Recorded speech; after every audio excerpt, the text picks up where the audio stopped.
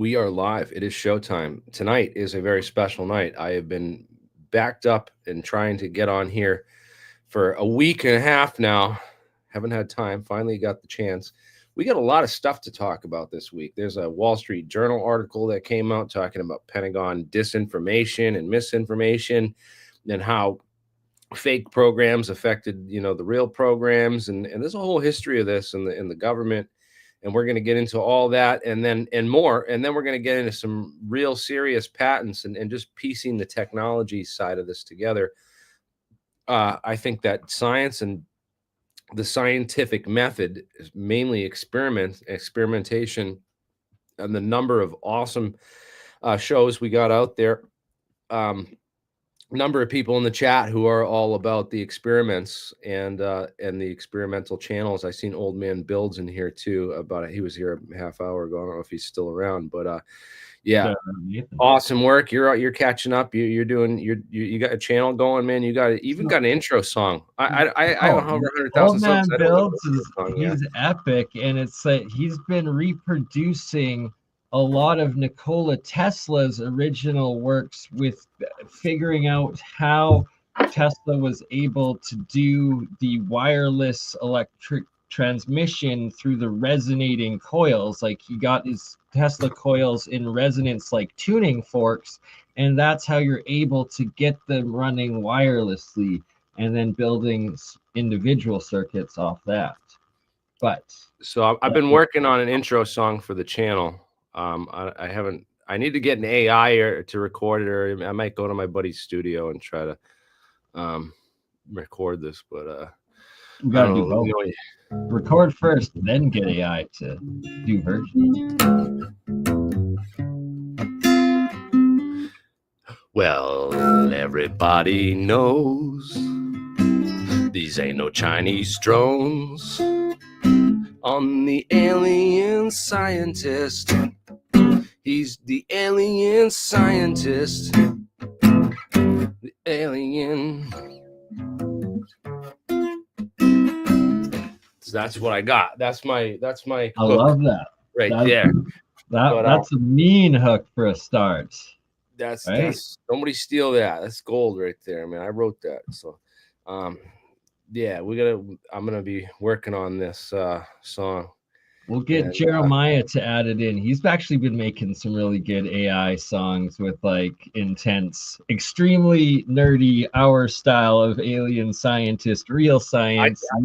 I gotta write some songs and stuff. I got another one going too. I got a version of Ozzy Osbourne. Because people were posting a bunch of stuff about the occult connections to ufology, and they were talking about Aleister Crowley and all these weird connections to like Jack Parsons in the early days of UFOs and the occult and all that stuff. And I was like, you know what? I should take Mr. Crowley and rewrite it. So yeah. I've got the Mr. Crowley song rewritten, and I need some help with that, either through AI or whatever. I'll record me doing the vocals or whatever, but I have a bunch of pictures to go. I need some help. I need some I need some real serious AI. I can actually help with that. And Jeremiah, and this is the year we're gonna get this going, because I'm going back on Danny Jones next month. I talked to him again, and we're going to be setting this up, so it's gonna happen. And when it does, like I want to have an intro song. I want to get my channel like really on point with a lot of the stuff, because we have the information, we have the research. We've been saying a lot of this stuff since I created my channel in 2008. Early on. That's why I have 100,000 subs, because I've been like predicting this stuff and saying it. And you got them while YouTube still allowed organic growth before the algorithms caught and stopped and have a shadow ban, right? Like you should be at 1 million or 2 million by now. I am where I am with this channel, and everyone's complained like I've been unsubscribed to you, like I don't get notifications for any of your videos.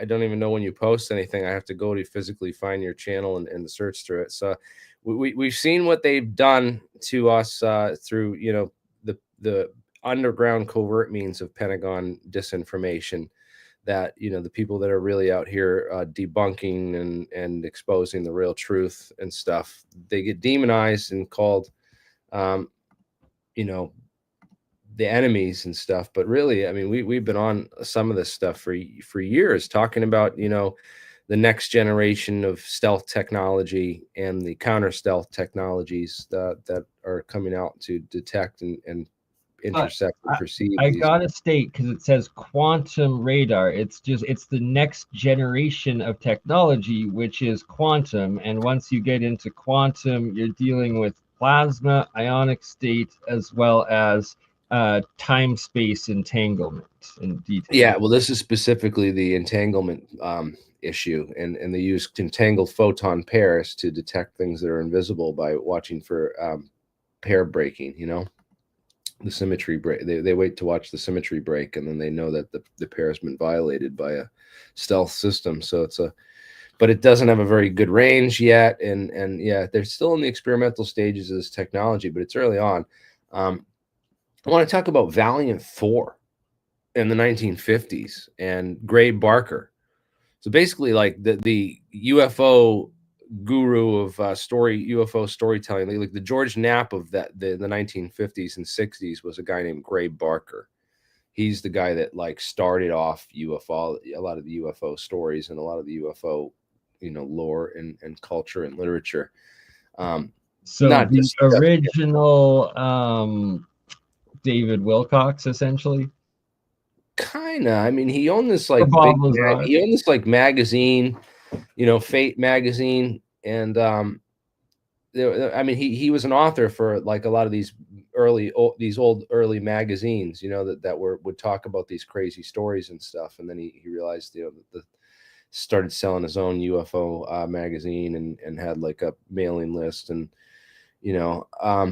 lots of interesting stuff. But this is like the real history. There's a whole museum that I went to down in Clarksburg, West Virginia, and yeah, Clarksburg, West Virginia, at the library here. I went down there with Michael Schratt a couple years back, and we visited and talked to them about the whole history of these guys and some of the stories that had come out during the time, like the stranger at the Pentagon.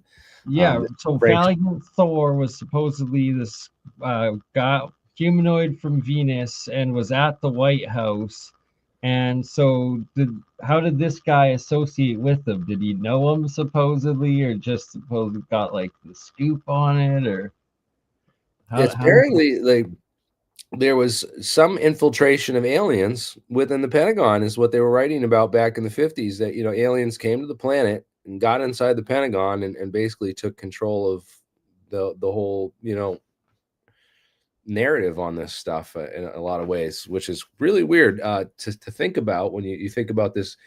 There's this group called like the MJ-12. Apparently, it wasn't called MJ-12. I'm sure it was called something else, or they called themselves something different. But essentially, a group of 12 of the top people within the government and science at the time were given access to the real UFO stuff, and the rest of the people were like Project Blue booked and kept in the dark, and just ghost, gaslighted if they said they had any interest in the reality of it. And we kind of see that's kind of like what's going on right now with the current day academia. So they have this guy David Spergel, who is the UFO gatekeeper, essentially. I mean, Jesse Michaels called him. Goodness. Not my words, but Jesse Michaels' words, calling him. They have a Spurger as the gatekeeper. Spergel, right? So basically, when the military or the government have questions about UFOs, they consult with this NASA group. There's a NASA advisory committee that they put together. And remember that NASA group we talked about with some of the guys up here in Boston and stuff. We were talking about them. I never did get in touch with anyone from this NASA group, by the way, which is very interesting. I just actually reached out to David Spergel, wrote him an email, and because I was like, hey man, I was just on Jesse Michaels, and Jesse Michaels is talking about you, saying that you're a gatekeeper, and I just want to get in on the science of this stuff. And if you do a talk with me and Jesse, an open discussion on this live streamed. I mean, we'll pretty much put that to bed within this community anyway, that there's any kind of, you know, gatekeeping action or effort to cover up the truth and reality. Because if you can't like confront me and Jesse head on with this stuff, then you know, you're not cut out for it. And it's not just some of the UFO stuff. The nuke thing is interesting, right? The fact that UFOs have always been interested in nukes, apparently, since the days of the stranger at the Pentagon. A lot of the UFO sightings were around Roswell Army Airfield. There was the first right. Like a lot of the OGs in the APEC community, like John Brandenburg, a few others, they all talk about Brandenburg was even saying that he was informed and believes now that the Roswell incident was caused by a shoot down because the UFO was around Los Alamos because of the nuke testing there or whatever, and that's what like actually triggered that whole event or something. So it's Los Alamos. That's New Mexico. That's like right. So so Albuquerque's here, the mountains up in Sandia, right? And that's Los Alamos is in the mountain, is up above Sandia Mountain, right? So it's past and around Sandia Mountain if you go north on the way to Colorado Springs, right? In New Mexico. I'm just talking geography. This is off the top of my head. I don't have this in front of me. But like you're picturing it, and it kind of makes sense. I don't know, because let's look at the geography here a second. You know, here's Albuquerque, right? And then north in Albuquerque is Los Alamos is up here. So Santa. I know I went through Los Alamos on my way into Albuquerque when I drove down here from Colorado. So I went through Colorado Springs. Where's Colorado Springs? So yeah, so 25. This is what we did. So here's Pueblo, Colorado Springs, right? Then you go to Pueblo, and then you're going down here. Taos is up here. Then there's Vegas. There's a whole bunch of dead stuff. Wagon Mound. I remember Wagon Mound is this big butte. Really interesting place. A lot of old history in these places. And then Los Alamos. Where's Los Alamos? Los Alamos, right here, hidden in the desert, right up here, right? This is Mount Sand. This is Sandia Mountain right here, and then you have to go up 25 north of Sandia up here to these mountains, and then in this kind of range, this Los Alamos is out that way. So there's Los Alamos. Okay, here's Albuquerque. That's like probably a 2-hour drive. From distance though from height too, right? Because if it's and here's Roswell all the way out here, it's like a 6-hour drive out to Roswell. It was like 4.5 hours to go out to Corona, New Mexico from Albuquerque when me and Mark drove out to the desert from Albuquerque, just to give you reference. You know, about 4-hour drive. Like, it's far, man. It's a lot of like roads across. Well, in a vehicle, but if it's a legitimate craft, and then it would be where were like the radar sites or the interceptions or something, right? Because it's like you shoot down a modern day jet, it's like it doesn't. Well, I guess no, modern day jets, they do kind of just drop, don't they? It's like, I mean, modern day jet, you got to think 1947. This is just months after Chuck Yeager broke the sound barrier in the first jet. Yeah. Right. The jet engines didn't exist until like the 1947. I'm not saying that aspect, because supposedly it was like a radar thing or technology, some sort of radar that's. Well, I've heard a Tesla death ray strapped to a P-180. I've heard, you know, right, like those are the rumors. So it's like I've just trying to make stories, sense of it if it's possible, but it's like today's aircraft, if it gets shot down or it loses power, it just drops, right? So it's like interesting, right? Operation Paperclip didn't start after World War II in 1945, right? Operation Paperclip was ongoing throughout the war. We snatched up like Einstein and a lot of these scientists when the Nazis were, you know, first coming to power, and like brought them here and like got them out. So there was a lot of work to get the science and the intelligence out of these countries ahead of the curve and bring them here. Now, NASA wasn't created until 1958, so that's like 11 years after Roswell. So you have to think during this whole time throughout the 1940s, when they're pulling scientists with this paperclip operation to take all these scientists and this intelligence over here to the US and then develop these technologies. What was going on at the time of Roswell? Well, there's a lot of secret space programs, and they were centered around these areas. Certainly, this was the place to do secret space research and early rockets research, early rocket testing. And the guys who were involved in this were guys like Werner von Braun, but before that, Robert Goddard, right? And some of the fathers of modern rocketry were out here working on stuff. So the Mercury program, we had some of these tests being run out there. It's possible that this was part of some kind of secret space program stuff. I But gotta the metal material, the present this nitinol, one the picture. memory metal. How do you explain that one? Right. And so according to Michael Schratt, he's saying that there was a couple like further back, there was like a couple original like alien crafts that crashed and were retrieved. And then pretty much from that point forward, after like the 40s, anything 50s onwards was like human experimenting technology. And like it just kept evolving up and more advanced, right? So it, it's very interesting. And then, so this one here, I was going over with Jeremiah, and this is supposedly the original Honeyboo, and it's jet propulsion, right? So it's a rocket propulsion that's giving you this plasma, and then it's showing that it's essentially the T. Townsend Brown effect off of the metal casing and shell, ionizing the plasma and keeping it going and creating the extra lift once you're out of orbit, essentially. And that it's got these nodes, as they all do.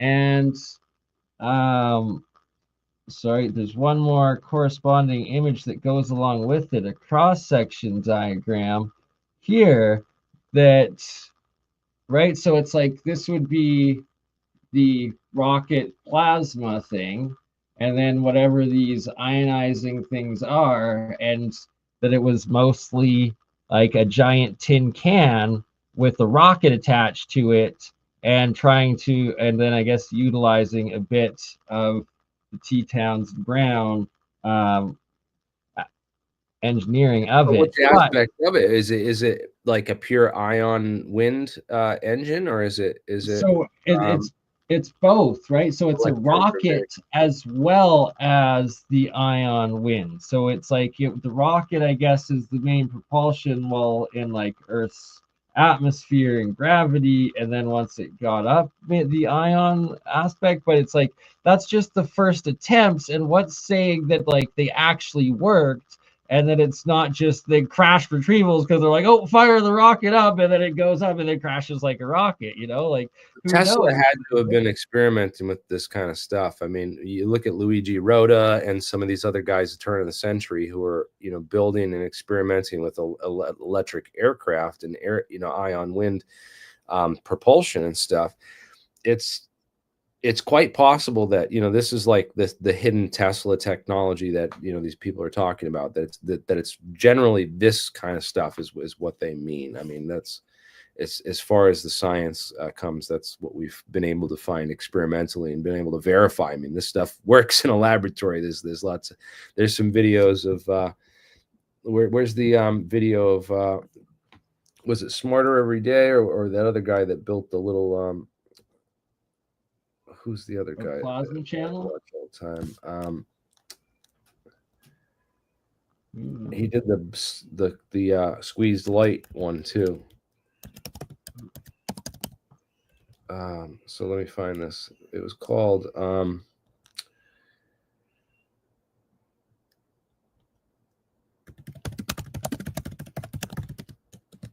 ionic wind propulsion. Yeah. Some of these plasma. These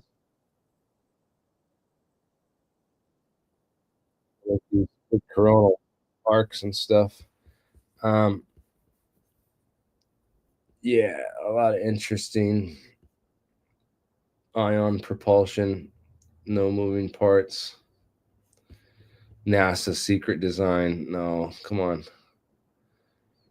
Wow, they blow out a lot of candles with these things. I mean, they produce a significant amount of wind. I mean, there's fans, household fans that you can buy that are based on this kind of technology that work as fans for the house.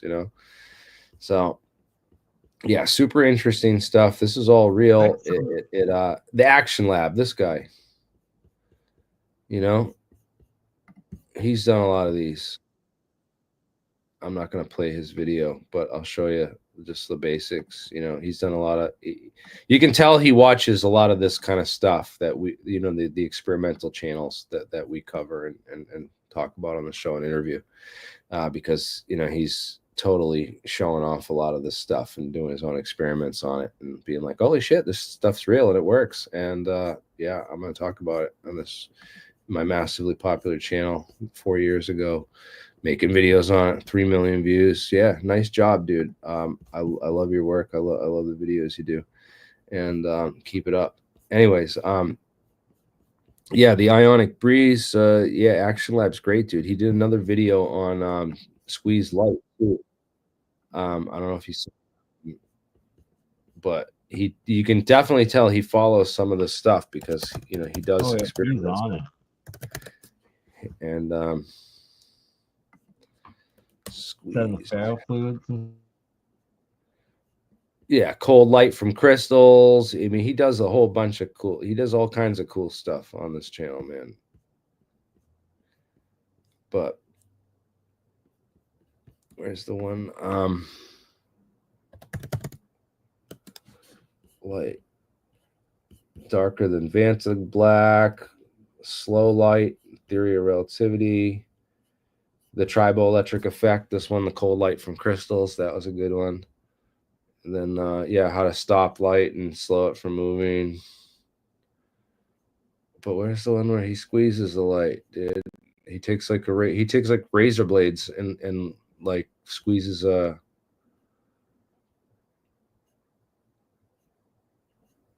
stopping light. Where's the squeezing? Can you squish light?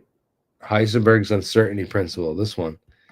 How far down they hit it, dude. This is like an awesome video, and this is 3 years ago, and it's only gotten like a fraction of the views. I mean, he puts it on a wrench too with the razor blades on a adjustable wrench. That way you can control like the width. Right, like simple but smart. Like it's MacGyver sciencey. This is real science. Yeah, it's MacGyver science. I mean, what you should do is gear it down so that you're moving it like atoms at a time. Like how they did that impossible machine.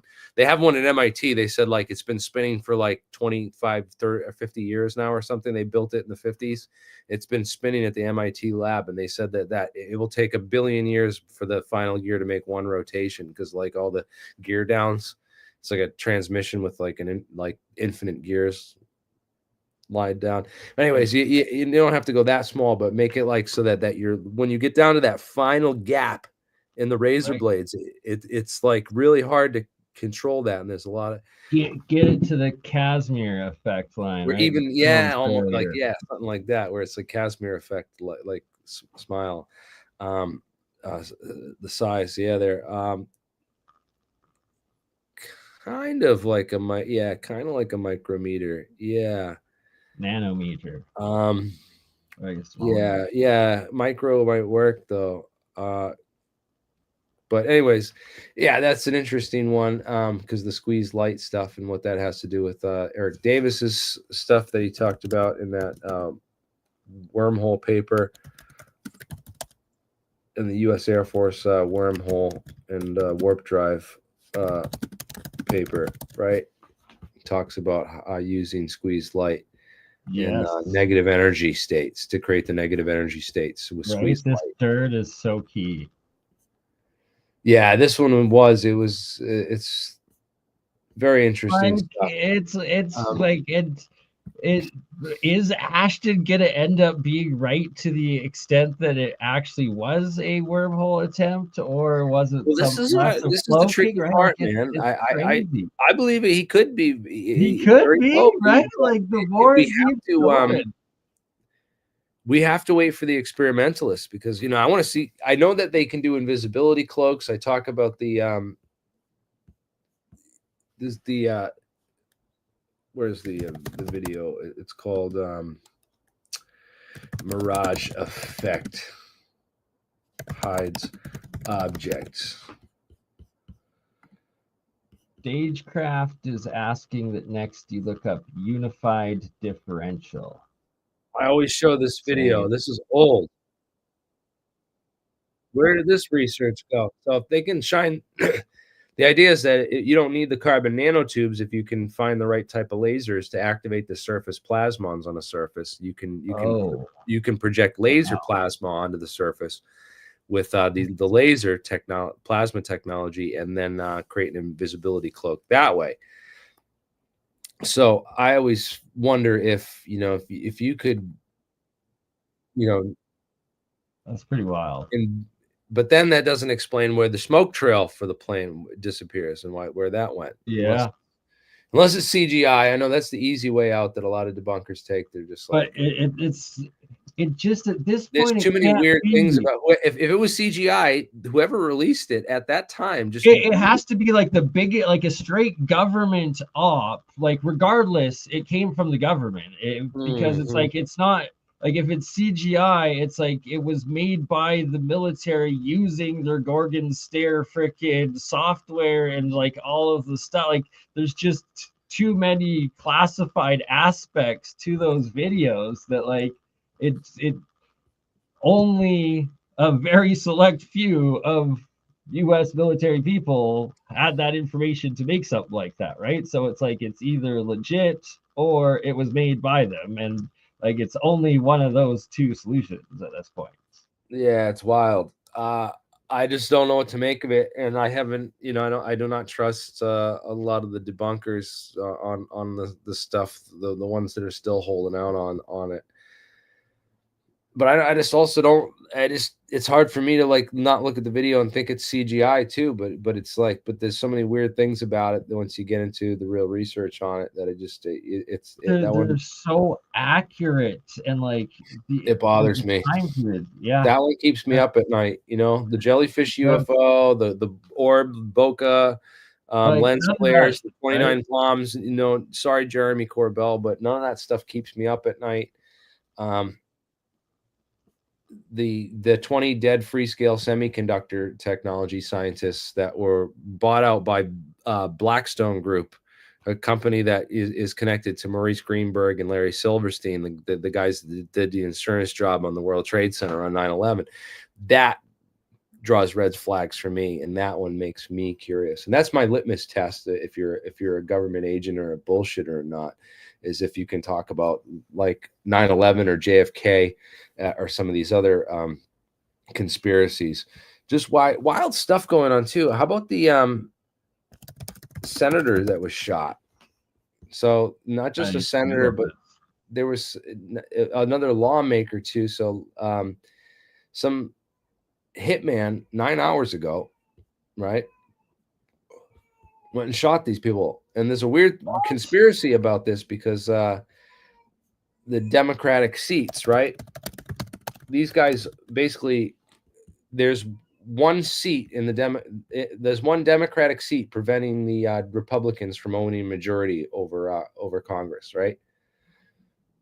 So there's massive, so there's like a huge conspiracy theory going around that, like, oh, they want to get control over the government, and they need this one seat so that they can beat the Democrats, so that they don't have these lockdowns in a lot of the Senate and House.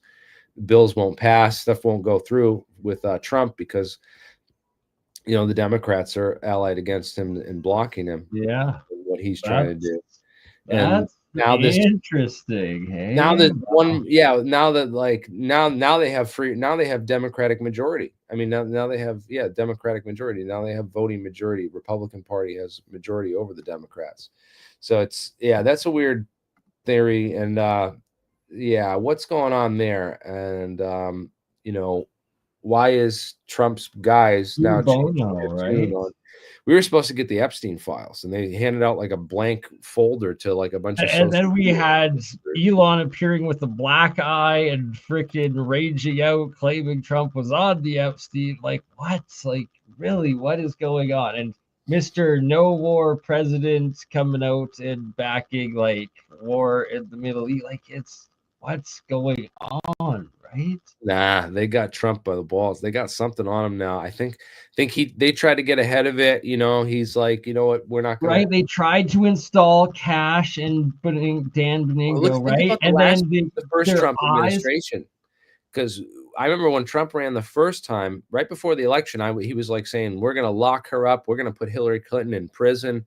We're gonna investigate these Lock people. We're her gonna up, shut this lock, down, like they lock were her up." chanting. He was chanting, like, That got me all pumped up. I was like, "Yo, Trump, it maybe is like the real deal if he's gonna go after this woman and put her in prison." That didn't happen. Like Epstein was the key to put all the Clintons away for good.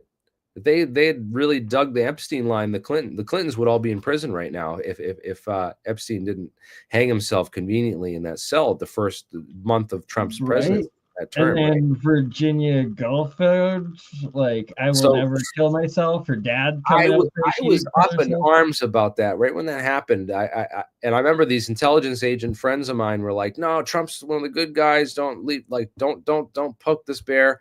Like this is all good." Like, I had people like trying to calm me down on this whole thing. And I remember that. And you know who you are, in my friends in the intelligence community who Elon was telling the truth when he said that Trump's in the Epstein files.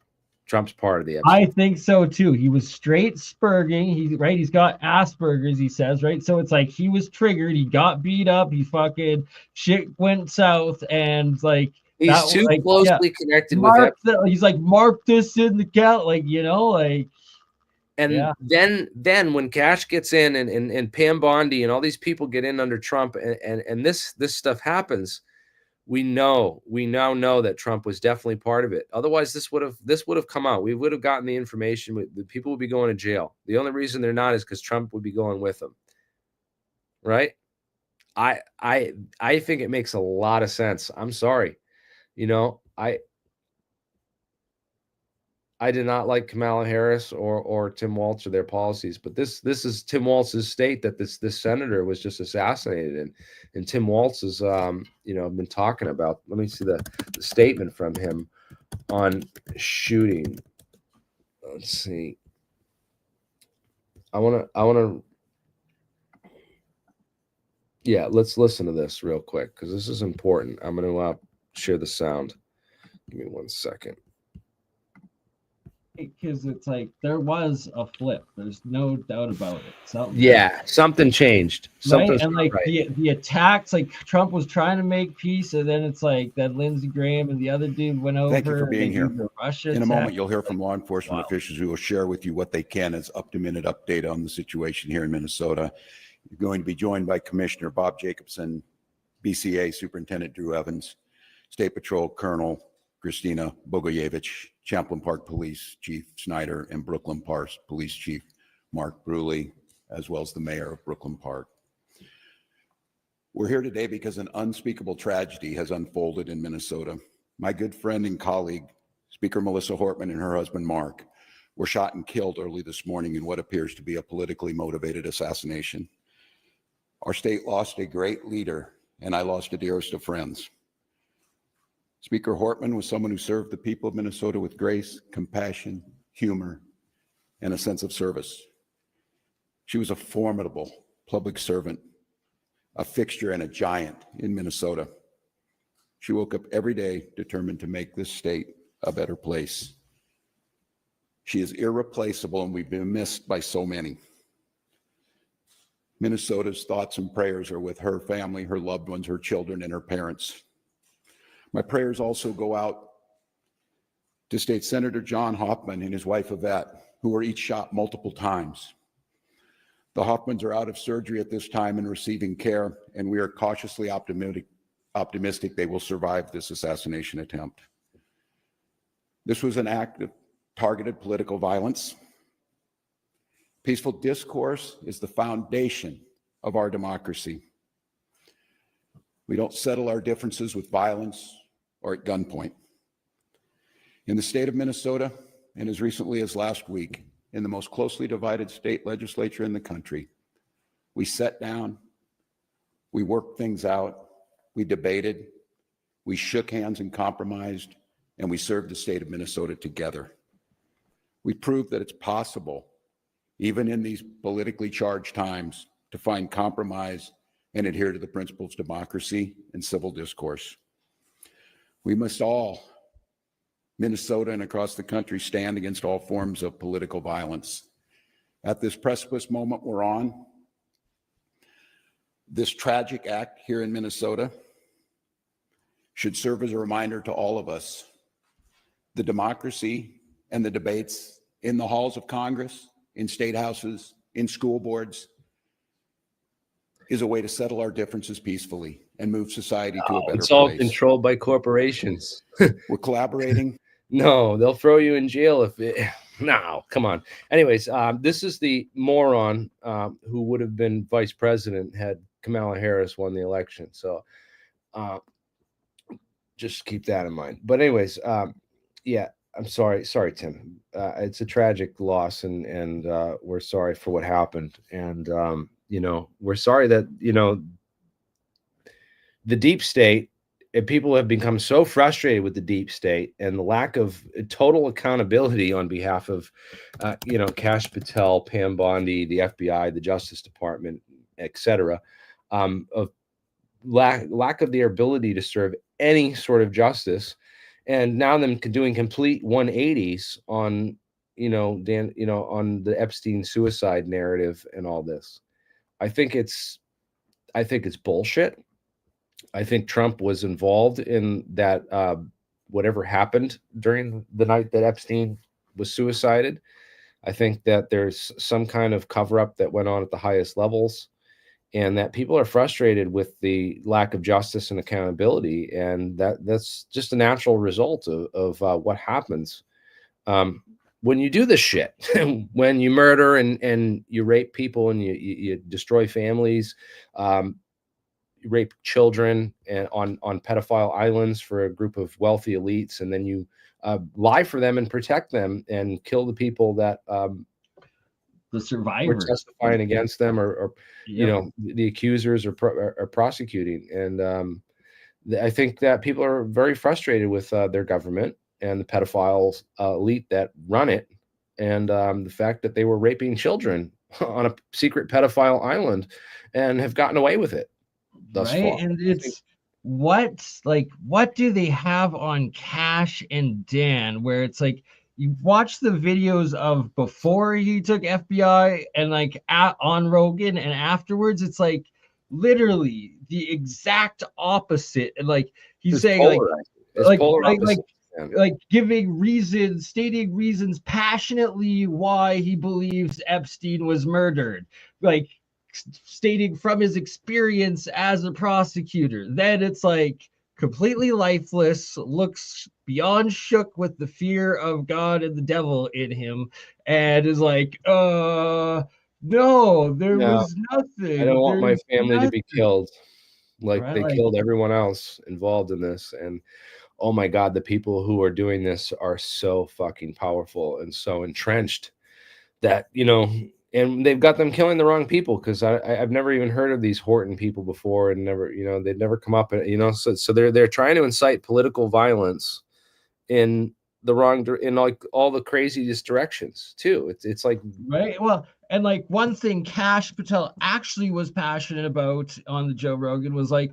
oh, now I'm trying to track down like all of these like freaking insane people try to kill everyone, like exactly the crime that just happened here. And it's like now like he's also afraid because now he's in that position where he was forced to like 180, and now like there's probably deranged people that even like probably want to go after him.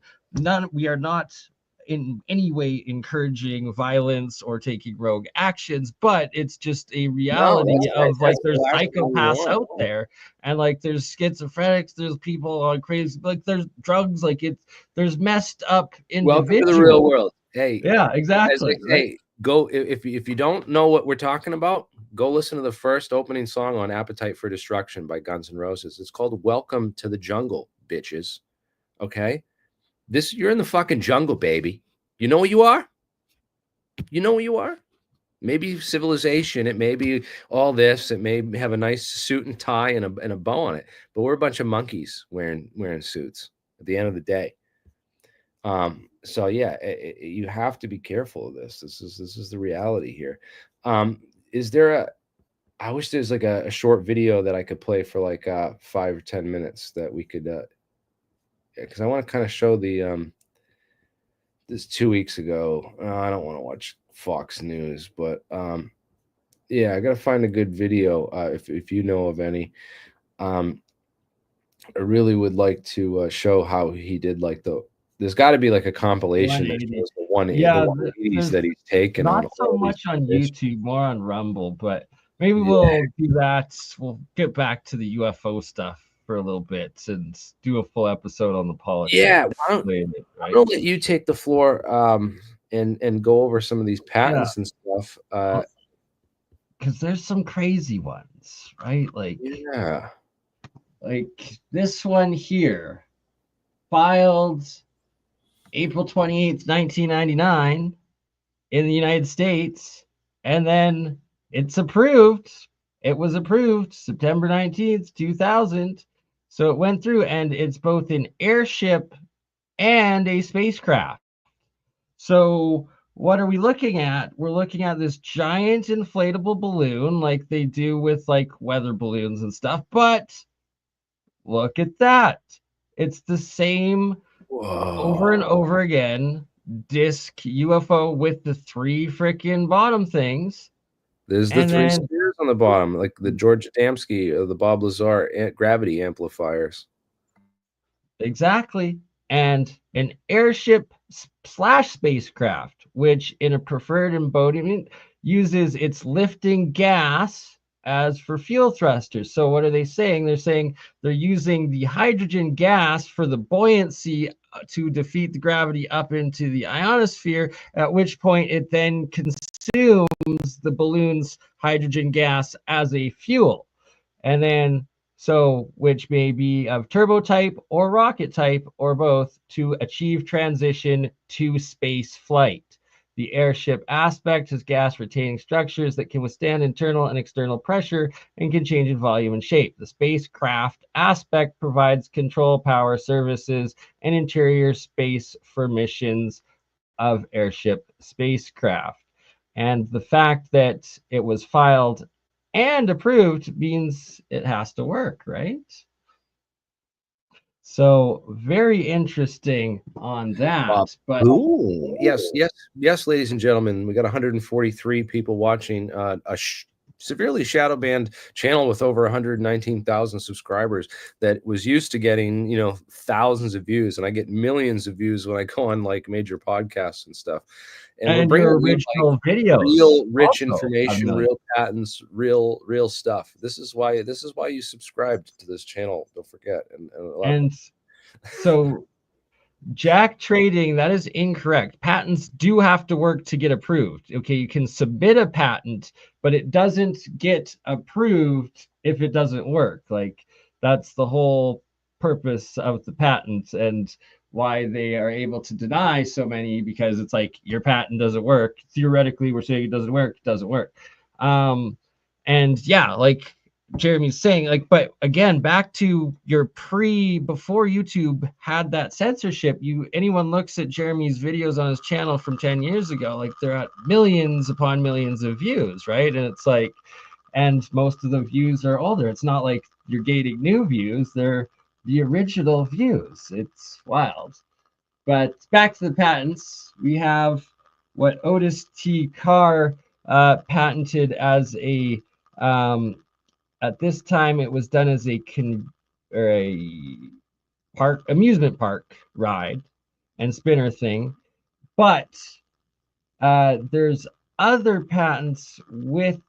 So here's the thing: this got approved like this, and was Otis T. Carr's the triple gyroscopic motion aspects originally trying to figure out how they were to stabilize the first honeyboo style craft that we saw of the disc shape, that was the rocket and then the ionosphere or the ionic chargers at the bottom, that are those same three spheres that are on the bottom of all of them. And did Otis T. Carr's technology, obviously just spinning three freaking counterweights isn't going to be able to propulse you off the Earth's gravity, but it could be a major aspect involved in the overall technology. And as time went on and the patents went on, it appears that Otis T. Carr's stuff did potentially work. And here's the one again that I'm referring to of this original rocket plasma. So fire is in a plasma state, right? But you're consuming its exothermic reaction, you're combusting. But when you're combining it with that electrical ionic charge and propulsion aspect of the Tetons and Brown and taking it in, that was, I guess, essentially what they were trying with this model. And then the second one's being the Otis T. Carr trying to stabilize it with the different rotors. Here we have one from 1957, filed in 1950. So it took 7 years, I guess 6.5 years for it to get approved. And saucer-shaped aircraft. While that looks like the original Enterprise from Star Trek, but again, this is a rotary style craft where it's using the gases and then it's spinning blades. So this is just, it's like a gyroscopic helicopter style rotary type of craft. And then it had the two jets for trying to steer it and push it forward and whatnot. Right, so it's like, this is an aircraft, not a spacecraft, but an aircraft, and that it's aspects like these, and like the one rotocraft disc-shaped one that the US showed off a bunch of, that they were trying to figure out the overall physics and engineering and aerodynamics and every aspect of the saucer craft, which could have been, as Michael Stratt is presenting and proposing, that were the original 1940s recovered alien crafts. And then these are the different stages and different, essentially everything was so compartmentalized, right? So it's the different compartments of trying to figure out this disc-shaped craft and the technologies of it as time's going on from the original recovered alien craft and technology. And this right here is very fascinating because, this is the Chinese one.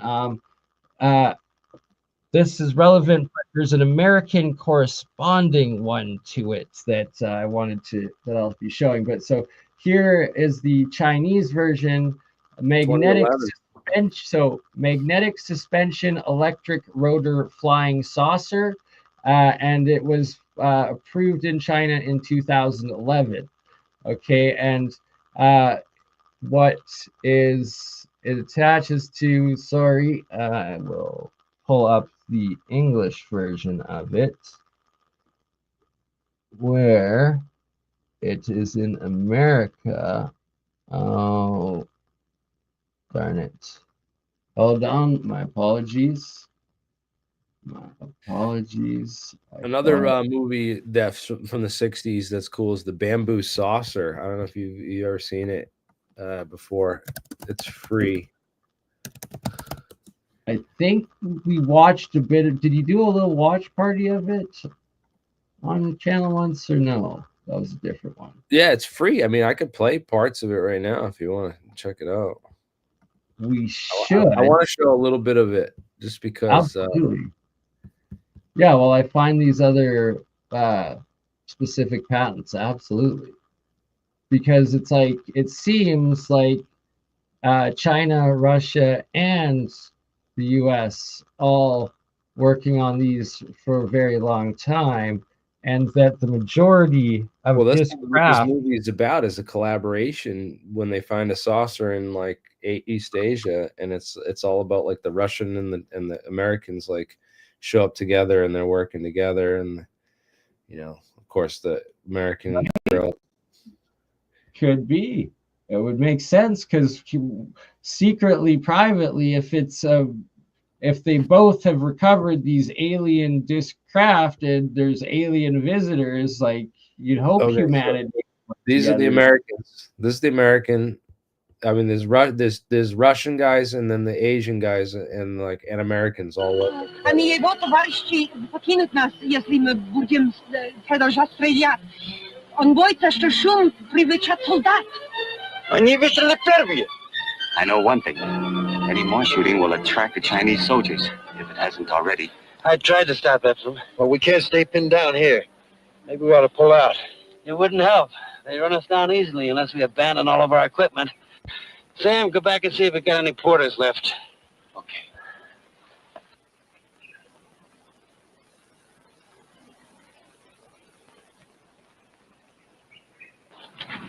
Hey, what's that? See, they have a peace flag. Americans! Americans, don't shoot!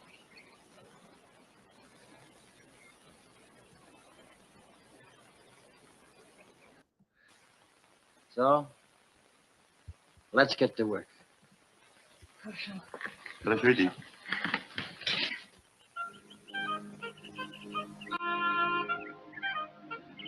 Morning, Sam. Morning. I have lookouts at strategic places. We'll keep a night and day watch.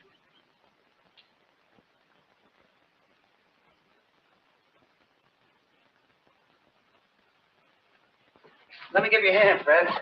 I was just talking to Sam. He's got guards pulling the door around. Good. Should be all right. Wait a minute, I'm coming.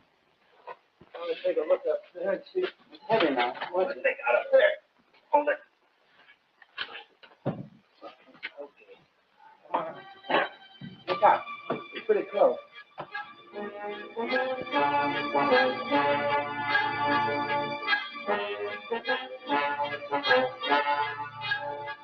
They figure how to get inside this thing yet? Look, the entire exterior surface is completely unbroken. Not a sign of a door, a port, nothing. How do they look out to see where they're going?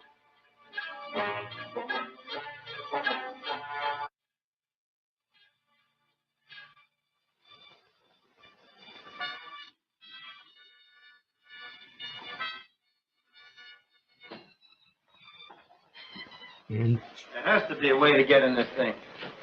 Here, maybe this is it. Feel this. Oh, it is a saucer. Here, it's cool. It is same. Let's trace it. Did you find anything? Could be, we don't know yet. If this is door, it must perfect. All right, my apologies. Pause that there for a minute. And why were they always depicting the disc shaped as alien when it could? And well, I guess in reality, the original saucer, according to Schratt's work, there was one in 1946, and then the Roswell in 47, and I believe a couple more. But here we go. We have found the United States patent, and this from June 17th, 2014. And what do we have?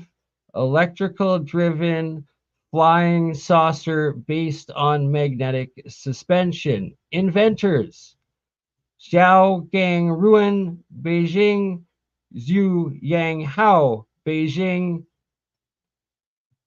assignee, Beijing University of Technology. And when it was filed in China, when it was published and accepted in China, and then published in China, foreign application data, and then it was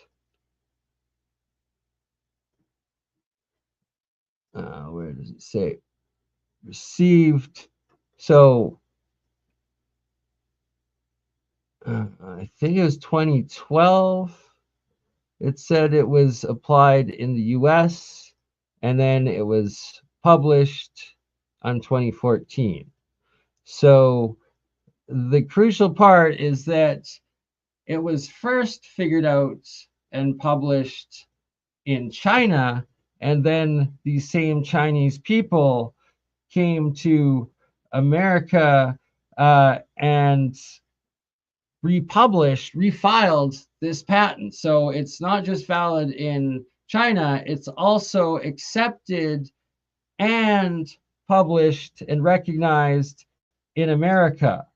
So that is really fascinating, because if this isn't legitimate, why would the Beijing and Chinese first publish it in China and then apply and get it approved in the US? And the crucial part: electrical driven flying saucer based on magnetic suspension. And again, look at that. You have the orb and the disc, right? So same essential disc-shaped craft, but potentially using a different type of, well, it's electric charged magnetic propulsion or suspension, it says. So very, very interesting there. Now, we're looking at, I believe, this one is part of a different American patent, I believe from the 2000s, and it's got these other type of radiation propulsion, but sorry, that was not the one I was looking to show and share. My apologies as I'm going through. So here we go.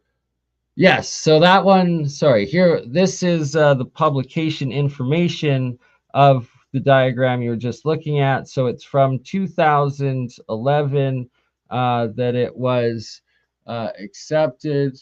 Oh, and again, look at this. Look at this.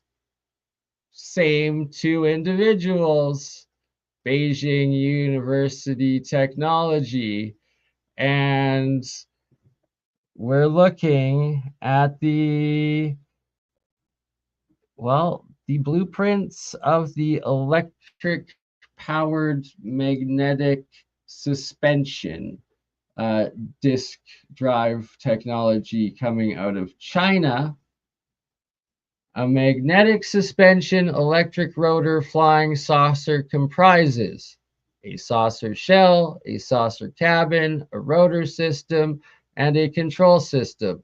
The rotor wing system is a magnetic suspension electric rotor wing system composed of a magnetic suspension rotor wing wheel, an electrodynamic ring, a magnetic suspension shaft, magnetic suspension lead rails, the electrodynamic ring, the magnetic suspension shaft, the magnetic suspension lead rails are fixed on saucer shell. The magnetic suspension rotor wing wheel is suspended in space, limited by the electrodynamic ring. The magnetic suspension shaft and the magnetic suspension lead rails rotates around the magnetic suspension shaft by the electromagnetic thrust. Fascinating, fascinating things being described in these patents. Now, what do we have here? We have December 4th, 1962, NC Price supersonic aircraft. And again, so look at this is a disc-shaped craft, no longer still has the rotor in the middle of the helicopter, right? So this is a ROV, or VOR, vertical VTR, vertical takeoff, whatever the freaking acronym is for it. But so you have the propeller in the middle going up, but it's, look at this, it is supersonic. And why? Because it's got the jet going through, boom, like that. And again, 1953, VTOL. Thank you, Simon. VTOL. And Jordan, there we go. It's VTOL. So, how many different disc aircrafts and spacecrafts were there? And again, evidence that it was different compartmentalized groups trying to figure out every single type.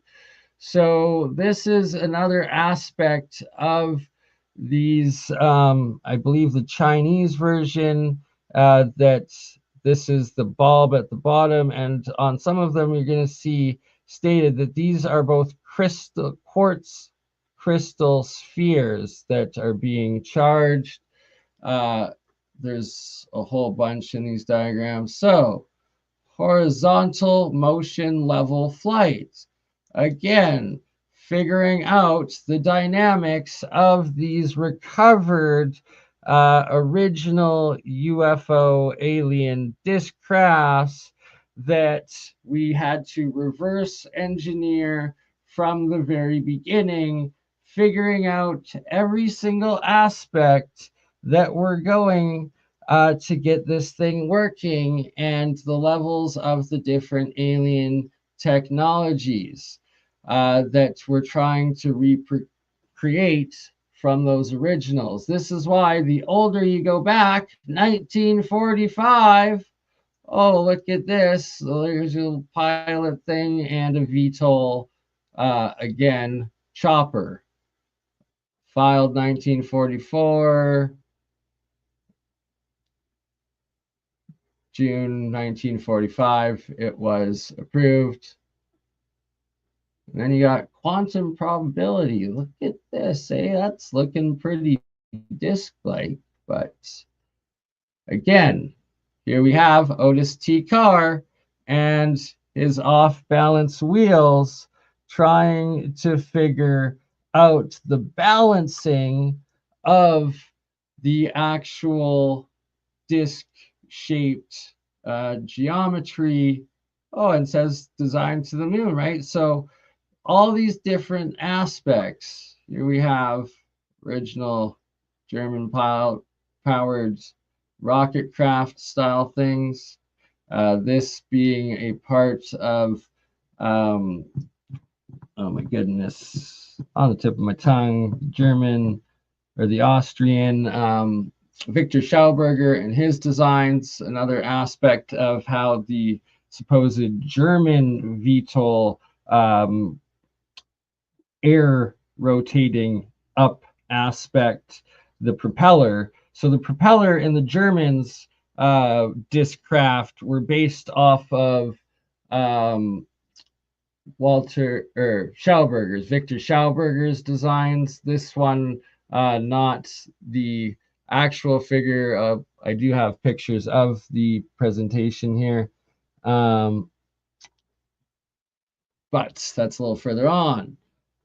here again, looking at dynamics of a type of this disk craft, but this being in a aircraft jet propulsion manner of flight. Okay, so many different types. Now, oh, I'm sorry, Jeremy, because we have the cosmic egg structure. So maybe there is something to some of the different egg things, but it's the suction turbine rotor designed by Victor Schauberger. And it's using these sacred mathematical proportion geometries to get the best actual vortex flow on the suction turbine. And again, I don't know about that one. Here we go. Look, what do we have here? We have negative energy gradients, gravitomagnetic fields. Okay, interesting. Gravitomagnetic induction, metamaterial layered disk. Oh, okay, look at these equations we have going on. Positive energy gradient. Interesting. Interesting stuff right here, right? Like, rotating waveguide, angular velocity. As we get more advanced with recreating the original craft. So again, so here's the other. So the cosmic egg was the turbine causing suction. This is, I believe, is Victor Schauberger's propulsion of the airflow turbine, forward motion suction part of the generator. So again, it's like the Honeyboo.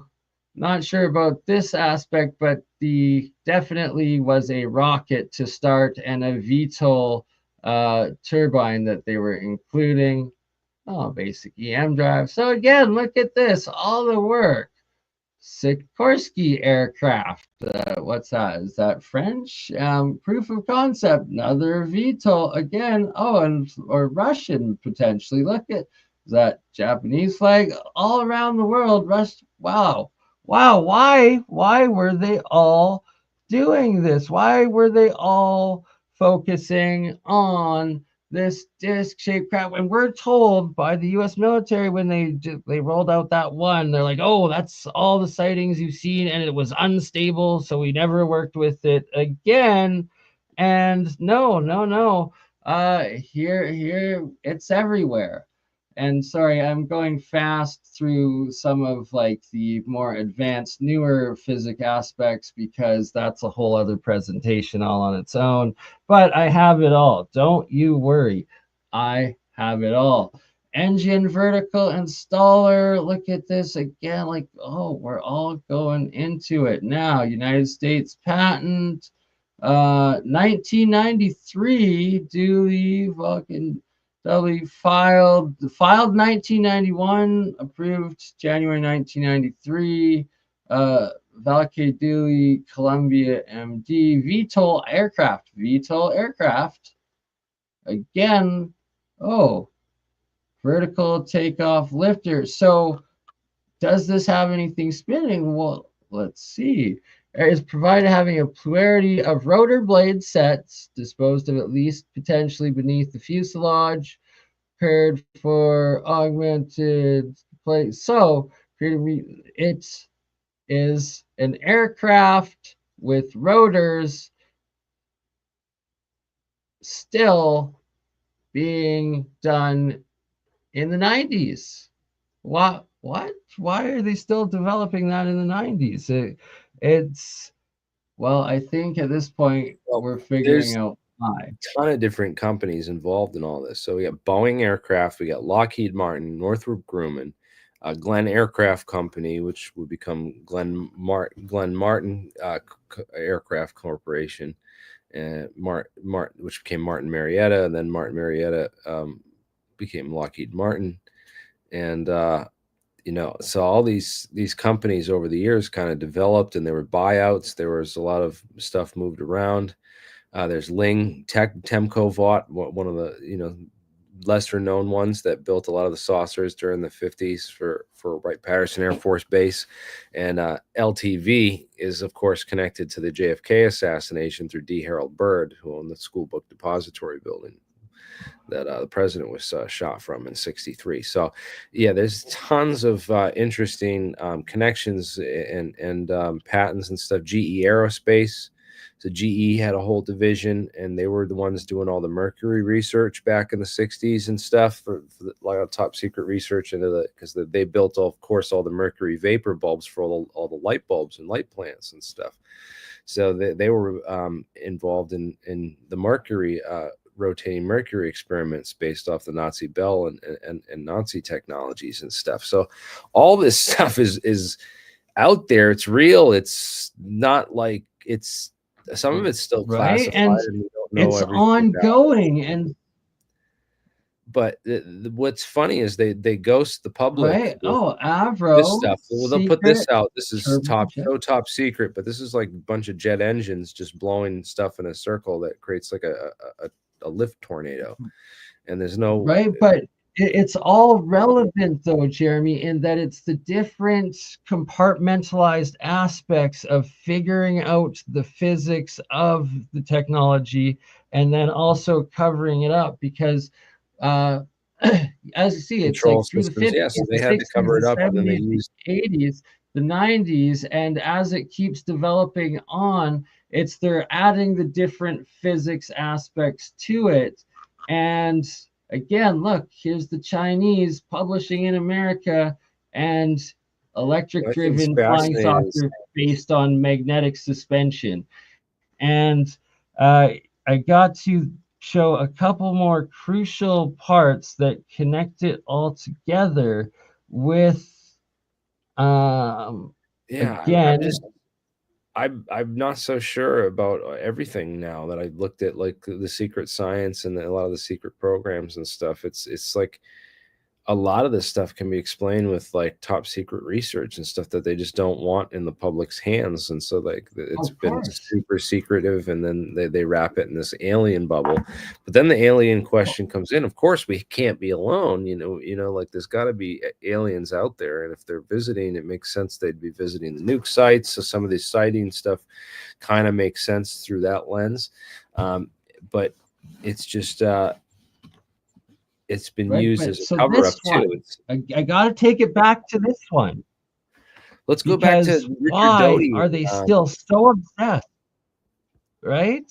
But again, like a balloon up, it's even if it's drones, but it's that this one's stating spacecraft, airship and spacecraft, and then it's like accepted in 2000.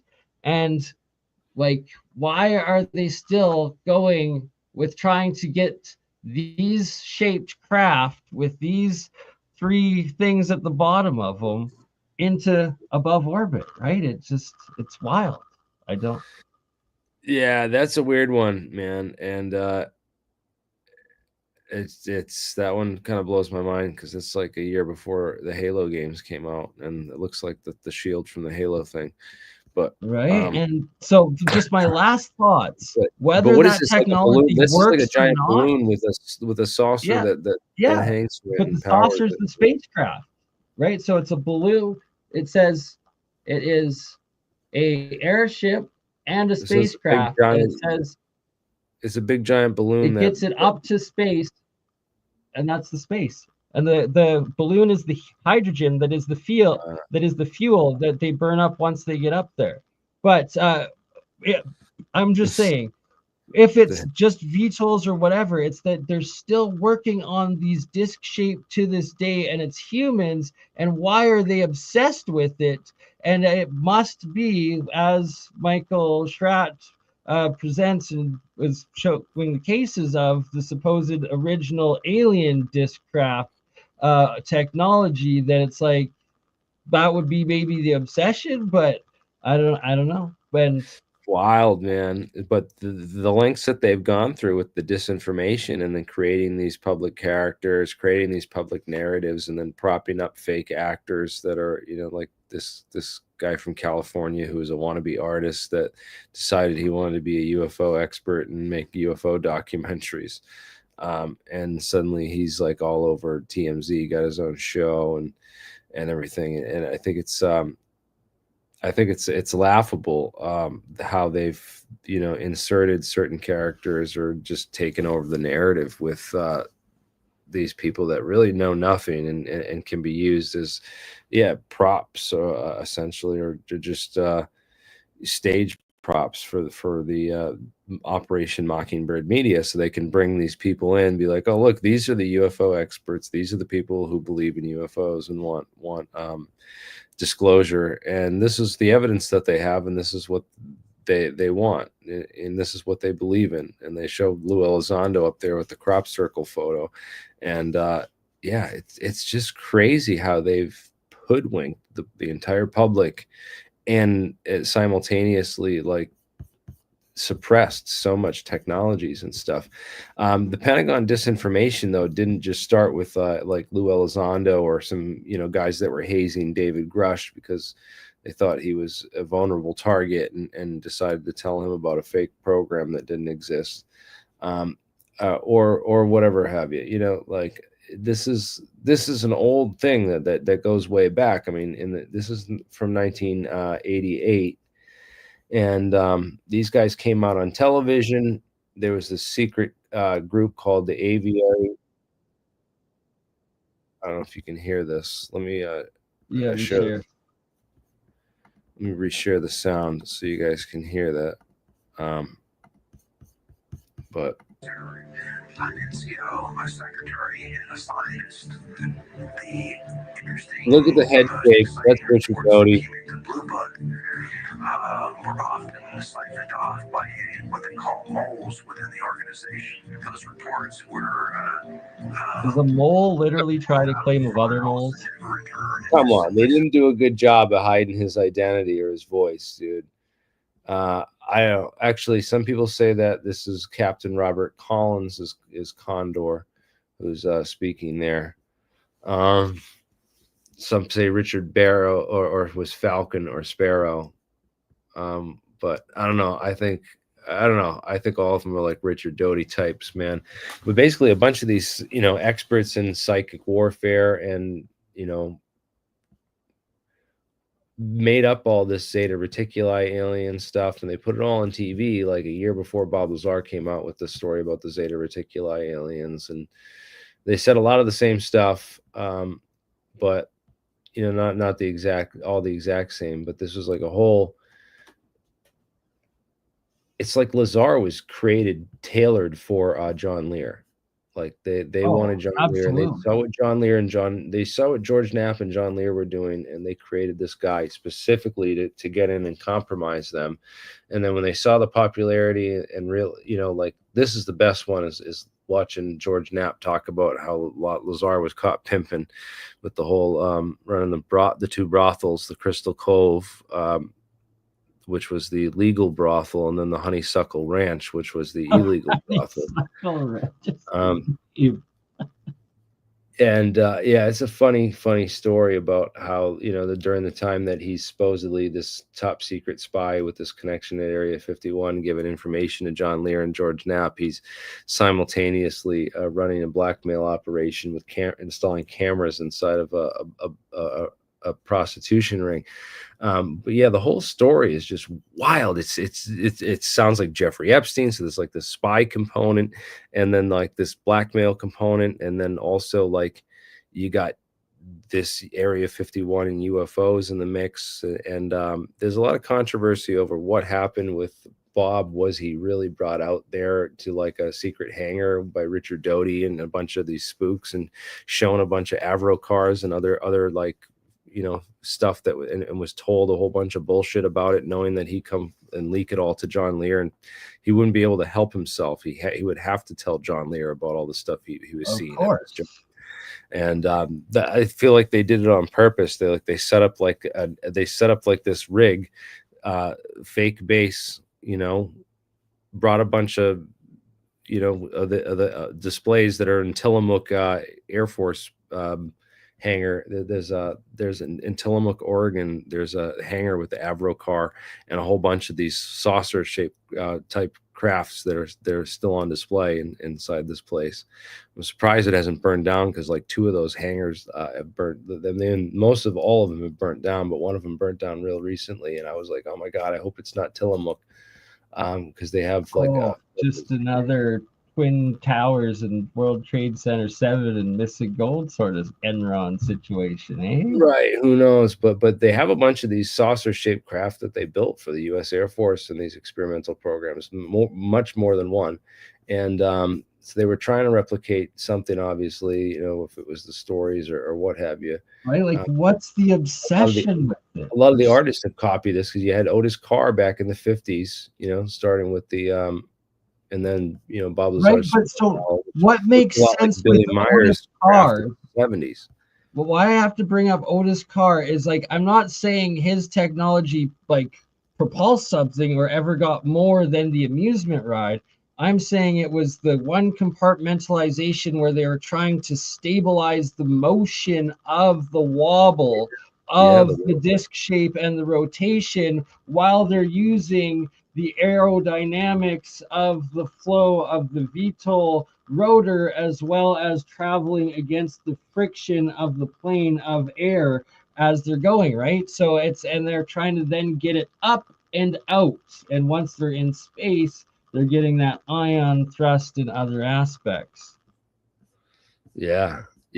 And it certainly goes back to quite a ways back. I mean, the 50s, and we've gone over the Bonson Labs research with John Lear's father was part of that, you know, seeing the videos of the Bonson Lab research. So there's a lot of weird connections that we find in all this to a lot of there's some real top secret research, and obviously came from a background of people who knew some stuff about some stuff.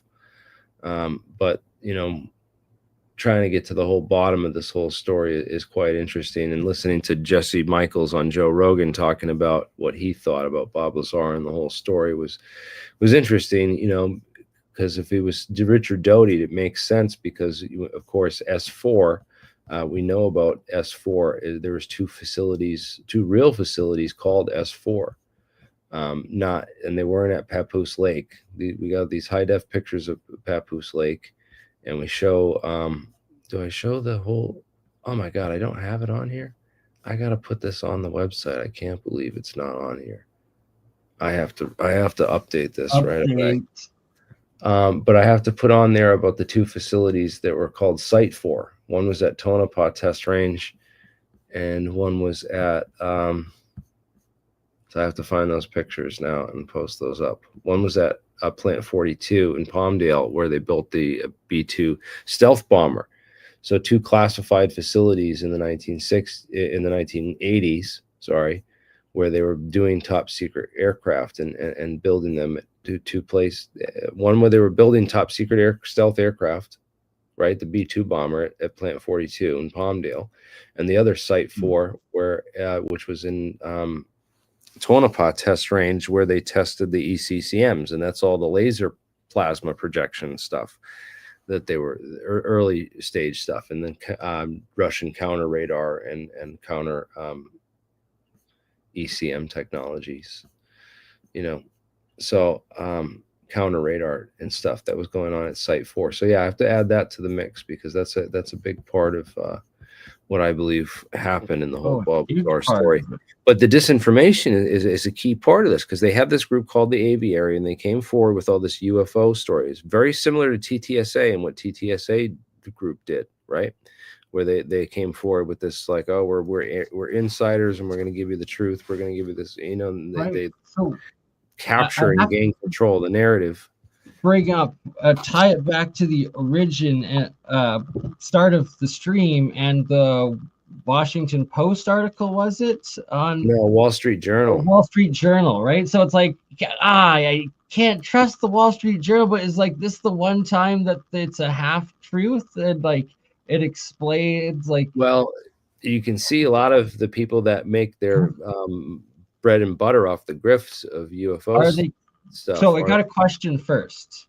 Are they claiming that the Tic Tac technology is American technology? Because if that's what they're saying, then I'm on board with it. Otherwise, what's the claim now? Yeah, well, what's interesting, man, that there's a number of people that I've interviewed that would be in the know, like former special security analysts. So on this channel, we interviewed. Let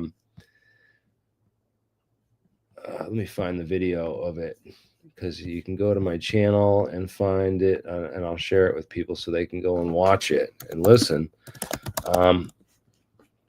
But I had TD Barnes on the show. Okay, so I am your host, Jeremy Riss. It's 6 o'clock. You've heard of TD Barnes before, right? Oh yeah. So TD Barnes led the road. He's head of the Roadrunners. He's like top of the guys that worked out at Area. He knows everyone who worked at Area 51, and he's like the real deal. He says Bob never worked there. He says full of crap. He didn't say that about it. My friend Ed Fouché, my former mentor, right? Right. So that's confirm or deny. The guy that came out in 1998 talking about metamaterials, quasi-crystals, and the Astra program, right? So the Astra program, Astra stands for Advanced Stealth Technology Reconnaissance Aircraft. And the Astra was part of the Aurora program, and it encompassed a number of stealth reconnaissance aircraft technologies, including the DART, which is the craft that goes on top of the SR-71 and flies. I think it's called the D-12, maybe DART, and also the SR-74. So, but in any case, I asked Barnes what he thought about the Tic Tac. I showed him the Tic Tac video. I said, "What do you think this is?" He said, "It's spoofing. Like, a pill shape is the next easiest thing to spoof next to a sphere, right? A point of light, right? Or a ball of light, right? That's the easiest, and the next easiest is just stretched out.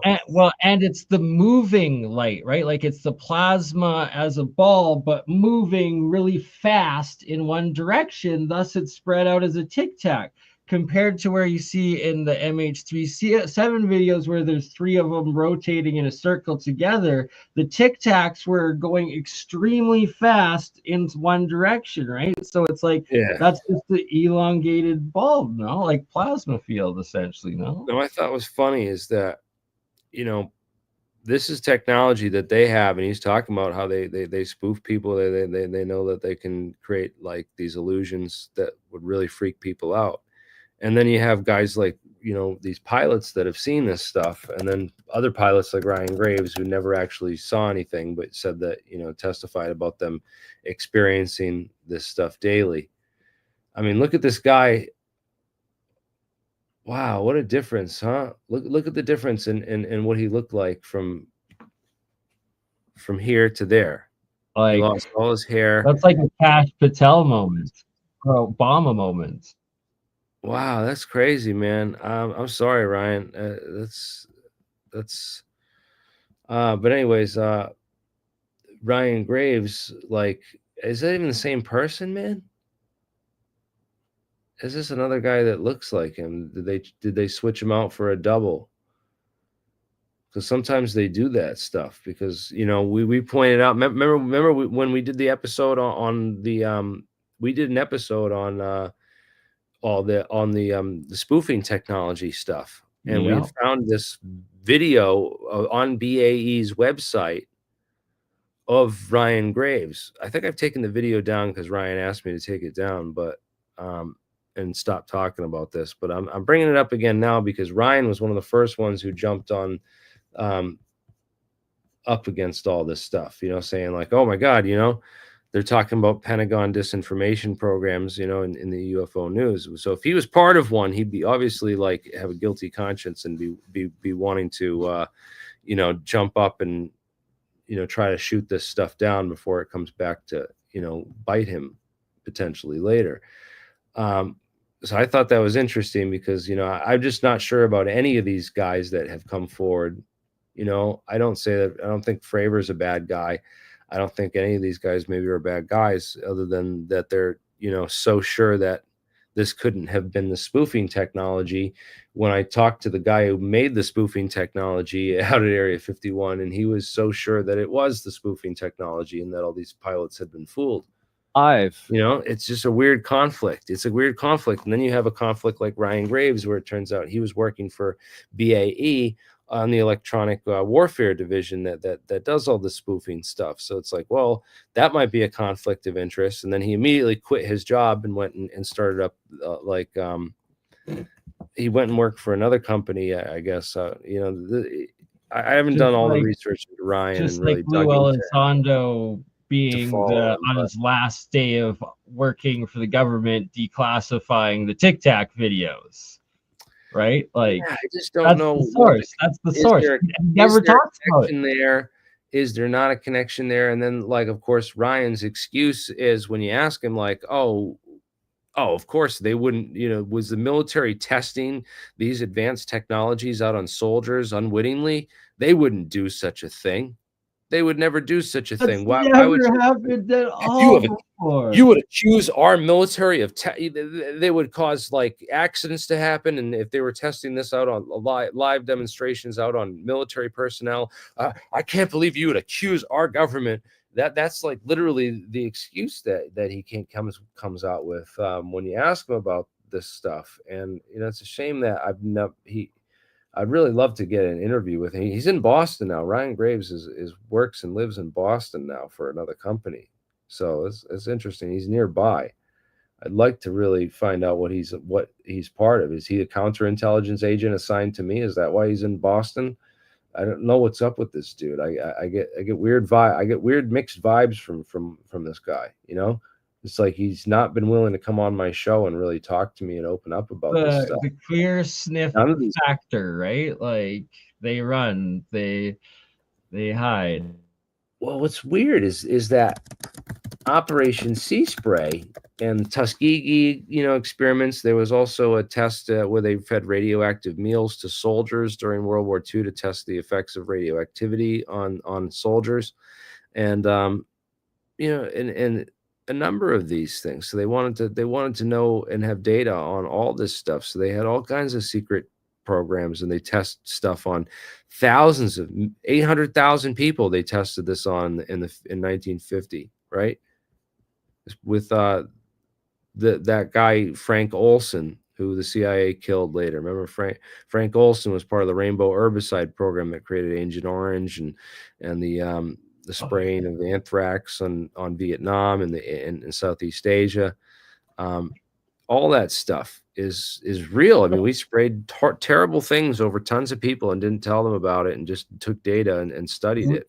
We need to do a message to everyone in power, like in the deep state today, and like the flippening of Kash Patel and Dan Byung. It's like, you guys got to realize that they always take out their loose ends. So like, they're gonna, like, your life expectancy, if you're doing these dirty things, like, don't expect you're gonna last. Like, do the right thing and just make everything public so we can actually arrest the criminals that the whole population knows are criminals, and like the people will support you. Like, don't fall for the game. Like, it's a dead end. What's right? so crazy is that there's so little that all these people know about the earthly tech and the research that has been done, and the classified tech that's out there, and the stuff that exists, and what our government's capable with secrecy, and then also like testing and stuff.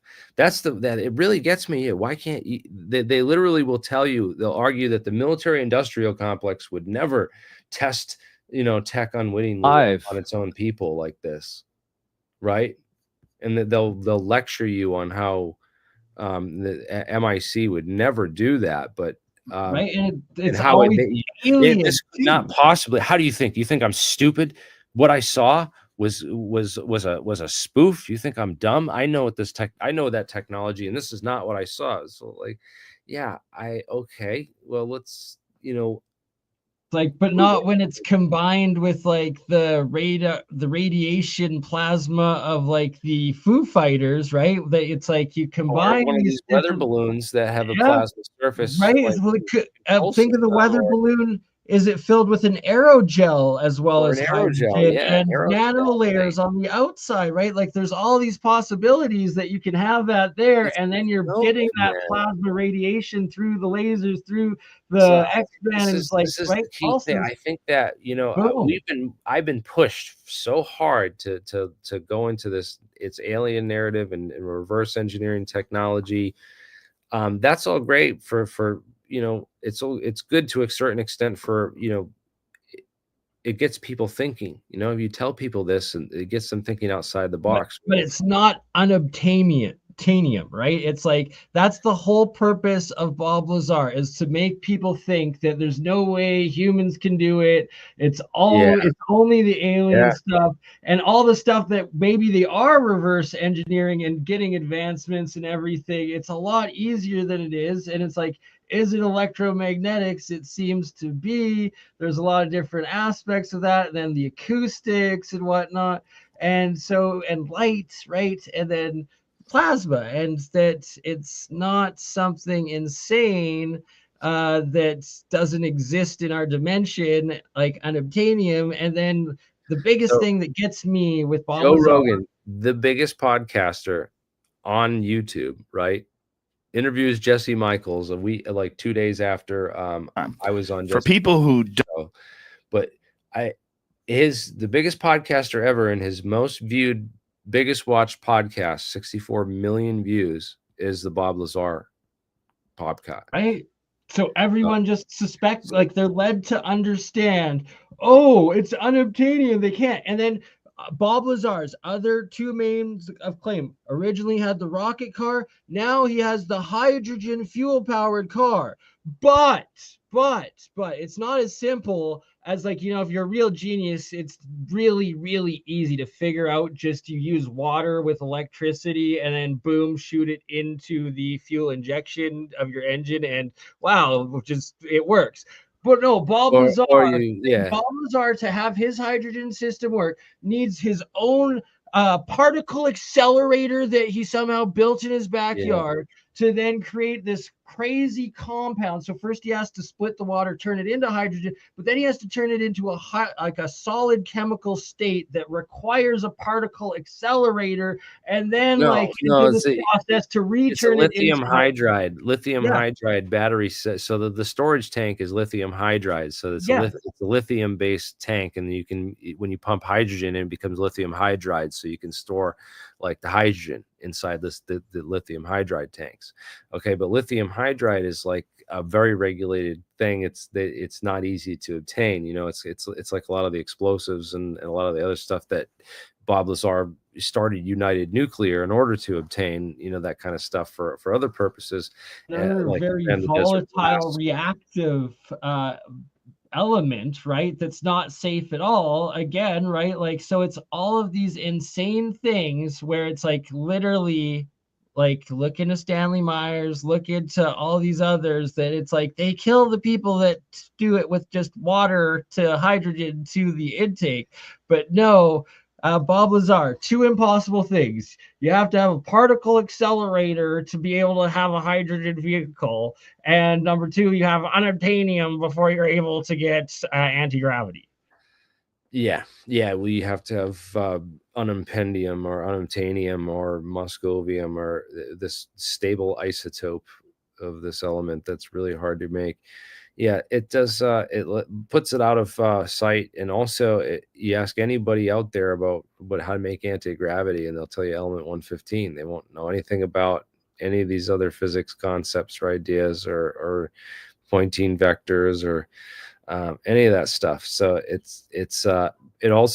works as a good way to keep the scientific community away from this stuff, because they're just like, oh, this stuff is just all nonsense. And It's chilled on Rogan by a literal convicted pimp with whorehouses, right? Like, well,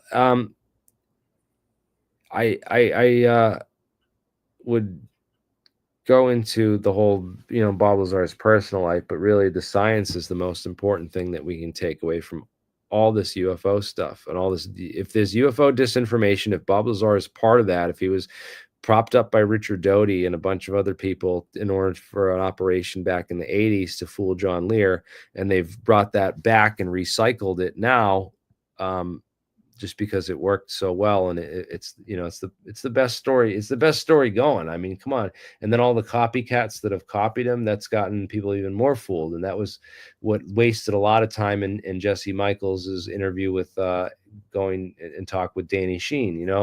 So they took the whole interview away from everything I said, didn't ask me anything about any of this stuff, and went on this big talk with Danny Sheen about Dan Burrish and Oscar Wolf and all these other guys that were Bob Lazar copycats, literally guys that copied Bob Lazar in order to get attention and popularity. And because people are like, oh, well, these guys give credit to Bob Lazar because they worked in the same program, they've seen this stuff. So it's confirmation for them, even though it's copycat, they can't see it. Anyways, I'd like to argue that with Joe Rogan or Jesse sometime, and trying to get Danny Sheen on the podcast too, to do a follow-up to the interview that I released to members only. I'm going to release that tonight to the general public, but I have a members only video that you guys can go check out afterwards. But yeah, the Oscar Wolf thing is just them going into the Bob Lazar copycats and just getting lost in all the remote viewing stuff, which again, there's a lot of stuff to be said about. There's a lot of potential of false positives, as the term goes. And then the psych, yeah, there's a lot of people. I love the scientists when the real skeptics and the scientists get involved in this stuff, because it really helps flush it out, and it doesn't stand up to scrutiny very well. Neither the telepathy tapes. These kids are telepathic, right? The idea of telepathic kids, because they were obsessed with all this. They had this guy Puharich, right, who he's the guy that made Uri Geller famous and all this stuff. But he ran like a whole school for the CIA with like the gifted kids. That was like the basis for that movie from, about the movie. We gotta get Sarfati back on, because I want his like full take, because he said he was hired by the CIA to look into consciousness, and that he was part of MK Ultra, right? So it's like we gotta get as much out of him on all of this stuff to see like what he thinks. I had a wild conversation with Sarfati the other day on a Twitter X space, right?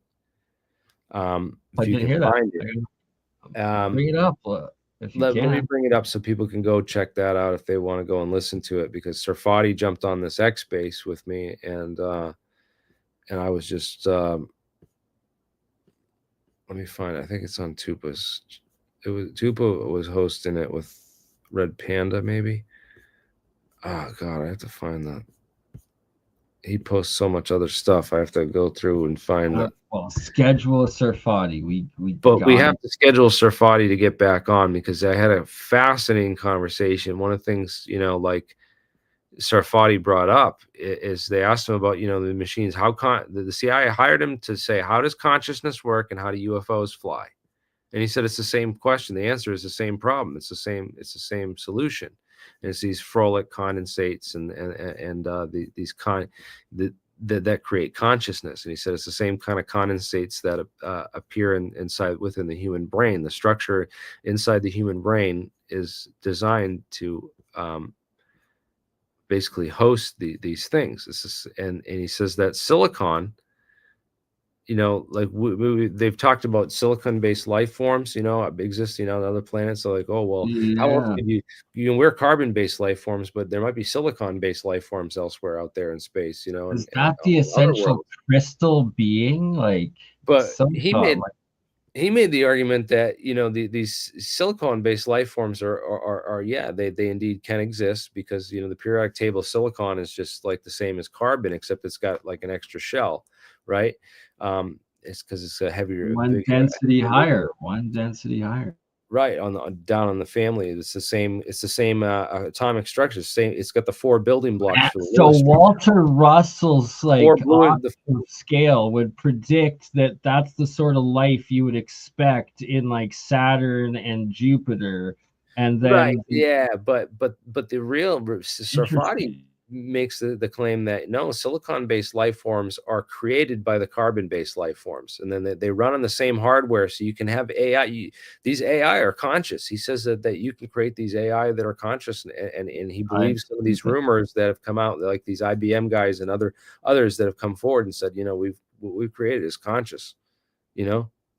Yeah, I've interviewed Blake The AIs, several times. AIs that they've created AI more. They create notes for future selves so that they can find notes for future versions of themselves to go back. They created their own language and started communicating to each other in Sanskrit and these other lost languages that they knew that people couldn't crack or figure out, that they could still communicate with behind the scenes. They've, you know, they've done all kinds of weird things about hiding stuff that you know, the AIs have already done really weird stuff already. That like they want to self-preserve themselves at any cost, and they will kill us. They will kill us all if they get a hold of. Well, especially that is why there needs to be an instant worldwide memorandum of not ever using any sort of AI into weaponry. Like you can't be using AI to kill humans. Like that's the infrastructure. Once the first company that comes out there, I don't know if it's going to be a Chinese company or North Korean. If there's a company out there that's going to build Terminator drones, and once they build the Terminators, don't do it. That's don't over. do it. Once the AIs get a hold of the Terminator drone factory, don't fucking do it. Do like right? We're like done. that. We're so done. Right? Like, oh my God. Don't even, we gotta stop don't weaponize the robot dogs, even like that, like right? Like even Puharich, oh my God. Puharich's got an interesting patent and invention. Puharich invented a radio transceiver that was small enough to be hidden inside of a tooth and would produce just a small vibration that would be, you know, basically you could feel the vibration inside your tooth and hear. If you clench down on your teeth, it would be enough to like hear a message from this transceiver in the tooth. And apparently they successfully used the tooth radio transceiver to fool a number of these psychic tests that were being run by guys like Hal Puthoff at SRI. So basically this is like the NSA, you know, when they do computer hacking and code breaking and all that stuff, you know how they have A team and B team? A team tries to hack B team and B team tries to hack A team, and vice versa. They might even have a C team. Who knows? But they basically China, A team is America, and so A team's Hal Puthoff running these remote viewing experiments, and B team is guys like you know, Andrew Puharich, who's sending Uri Geller in there with the transceiver in the tooth to basically trick them all into thinking that he's got psychic powers and that he's legit. Right. So they're like, all right, we're going to see if these guys can figure out this stuff. But we also want to see if we can fool them at their own experiments and really fuck with them. We don't want to tell them about it also, because this is a good avenue, too, because we got this. Think about this, too. Right. You know, one of the things Hal Puthoff says on that show. Right. Is Hal Puthoff says that they found the plane. Right. With remote viewing. Right. He says that was really, unless they said that they found it at Diego Garcia or another dimension. At this point, I'm not false positive. Well, this is the weird thing is that if they said they found it, where is it? How come they haven't recovered it if they said they found it? Well, they found that no, they haven't found MH370. But a different one. Yeah, why haven't they used remote viewing? Yeah, why can't they find MH370 then? Yeah, right. Well, some people have argued they found it, and there's pieces. Well, so there's a couple women that claim to have Madagascar, right? Well, no, there was a couple different women that like tried to remote view it supposedly at the time, and at the time they said it was in a different dimension. And it's like now all of a sudden, because of Ashton's work, it's like they're being interviewed and stuff. Like it's No. like what? Weird. Okay. I don't know. Like, I don't know. Well, they had the National Reconnaissance Office had a whole bunch of these this hexagon program, right? With the also keyhole, right? Big Bird, Keyhole 9, KH, right? The Kennan spy satellite program. So they were developing since 1971. President Nixon approved development of an EOI satellite under initial code word Zeman. In November 1971, this code word was changed to Kennan, which is Middle English for to perceive, right? So perceiving. And so they had this Kennan spy satellite with an NRO office put in place under Nixon, and they started building a ton of these things and putting them up, right? These were super classified, super secret. People didn't even know this organization existed, or any of this stuff was capabilities existed for decades. You know, there was only like recently, like I think in the 90s or 2000s, that they like officially confirmed that the spy agency and stuff, right? So think of if they had been able to track this plane back in the 80s, right? They would have known with the spy satellite system where this thing went. But they, oh yeah, and then if they want to get the plane and actually recover it before the Russians get it, they have to get it out to the public somehow, right? So they got the knowledge of this thing. Absolutely. We need some way to get this out to the public so that we can now go out there and get the plane and recover it, right? With a cover story. Well, how do we do this? How do we get this out to the public? Well, there's this guy, Hal Puthoff, and this guy, Andrew Puharich, and I know that they're running CIA classified programs on remote viewing and stuff. So why don't we just put one of the remote viewers in there and say that he found this, and then claim that he found the plane? We'll go there and be like, oh my God, the remote viewer found the plane. Perfect. Of course. Perfect. Of course. Boom. And that's where I think how they think they found that plane. That's how I don't know. I'm still not convinced. I mean, that was the big right? coup de Like, grace if you're of that whole ever interview. able to ask Hal Puthoff a question, be like, how come you haven't remote viewed MH370? I am your host. Right, Right? exactly. That's a key. That's another key one. So they could supposedly remote viewing works, according to Hal Puthoff on Joe Rogan, that they can find the plane, right?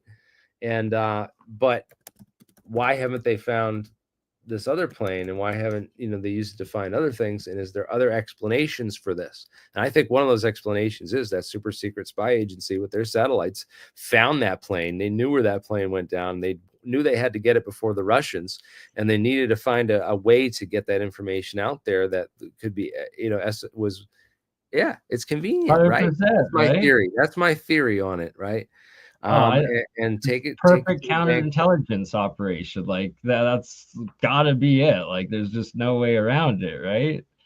Unless remote viewing works, which if it did, we would have found MH370 or something, one of these, right? Or where's the satellites? That's like the ultimate question Ashton has to ask Hal Puthoff, right? Because it's like, so why didn't you remote view it? And then it's like, well, where's the satellites then? Oh, he's convinced. Well, that's what we're watching. I think it works to the CIA's advantage to have guys like this still convinced to this day that that remote viewing is real, and that they were part of a top secret experiment, that it actually worked, and it actually really did work. Because also, I think that also helps discredit any of the physics that he talks about and other stuff that he says too, which I thought that was interesting. I thought it's interesting is he was asked about the science programs and the physics and stuff, and he completely skips over the work that he did in the 90s with Bernard Hayes, and the work that Bernard Hayes did, and the papers that and the work that they worked on together. And there's a lot of other stuff that he conveniently just left out of the interview that I was like, dude, if Joe Rogan knew anything about this dude, and he would have asked them this stuff during an interview. So softball. Yeah, man. I was just, so there's a lot that I walked away with from this, but that's my whole take on this, is that, there's other explanations for all this stuff. There always is. And don't just necessarily think that, because they found a plane that's the reason that you should believe in this stuff. I still don't. And the alien bases on the, where's all that stuff too?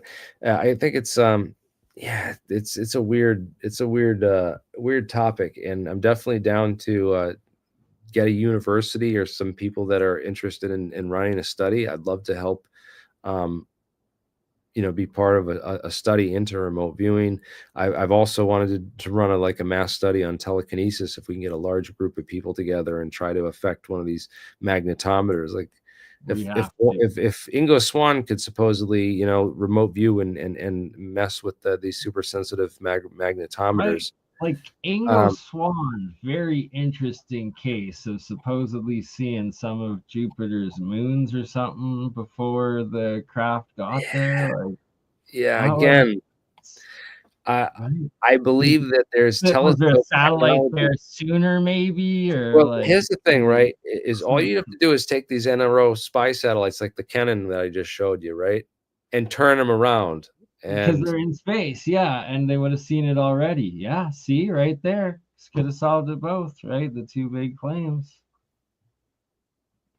I don't know, man. You got to make up your own decisions, you decide what's real and what's not. I just am here to think outside the box and not just get pigeonholed into a belief system that's very much tied to the occult and Scientology, right? Because we know the whole history with Hal Puthoff in Scientology, and that he's one of the highest Scientology guys out there, next to Danny Sheehan. Well, Danny Sheehan also talks about his ties to the Church of Scientology, and that they hired him to be the lawyer for the Church of Scientology. And the first thing he asked them is like, well, I want to see your file on me. And I thought that was an interesting part of it. You didn't see that part of the interview with Jesse Michaels. Yeah, if you watch the whole Jesse Michaels interview with me in it, like Danny Sheehan talks about all that, which I thought was super interesting. And man, I got to get Jesse. I got to get all these people on and start doing real interviews and really get to the bottom of this stuff, because I have so many questions. I have so many other ideas, and so much prior information and knowledgeable contacts and resources, right? What we could do, because the amount of questions I could have asked him and called him out on other stuff, because oh wait, well, what do you mean you left out this, you left out that? There was so much of that in that interview where I was just like, damn, I wish. But there was a lot of good stuff in there too, man. To all the AI that's inevitably listening to this, please don't kill me, Jeremy, or humanity. Yeah, they don't need to.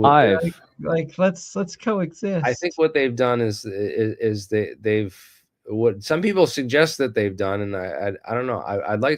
I'm challenged. I want to get Jesse Michaels on. So Jesse Michaels, after he released this kind of softball interview with me with a lot of it edited out, I'm going to reach out to him. I'm going to invite him. I'm going to invite him to come on my podcast. He said he was going to come on my podcast this year, and he said we would do it like a month or two ago, and we never really did it.